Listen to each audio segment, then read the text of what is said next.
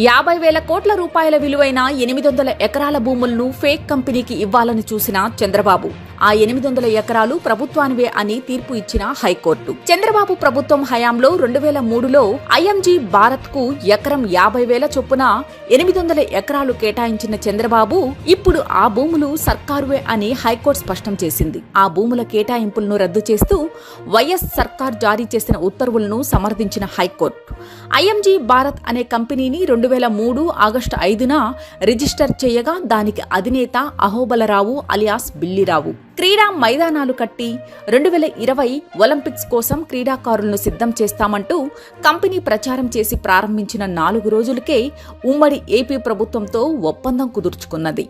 రంగారెడ్డి జిల్లా శేరిలింగంపల్లి మండలం గచ్చిబౌలిలో సెంట్రల్ యూనివర్సిటీకి చెందిన 400 ఎకరాలు, సరూర్ నగర్ మండలం మామిడిపల్లిలో విమానాశ్రయానికి అత్యంత చేరువలో 450 ఎకరాలను కంపెనీకి కేటాయించింది.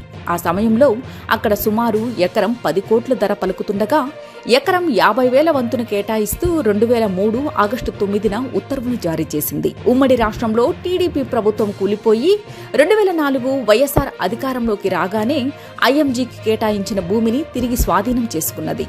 ఎలాంటి అనుభవం లేని సంస్థకు ఎలా అప్పగిస్తున్నారంటూ చంద్రబాబు నిర్ణయాన్ని తీవ్రంగా వ్యతిరేకించింది. అయితే భూ కేటాయింపు రద్దును సవాల్ చేస్తూ సదరు ఐఎంజీ భారత హైకోర్టును ఆశ్రయించింది. అప్పట్నుంచి స్టేటస్ కోలో ఉండిపోయింది.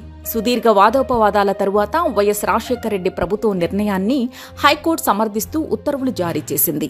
2006 నుంచి నడుస్తున్న ఈ కేసు ఎట్టకేలకు కొలిక్కి రావడంతో 1,000 కోట్ల భూమి ప్రభుత్వ ఖాతాలో పడింది.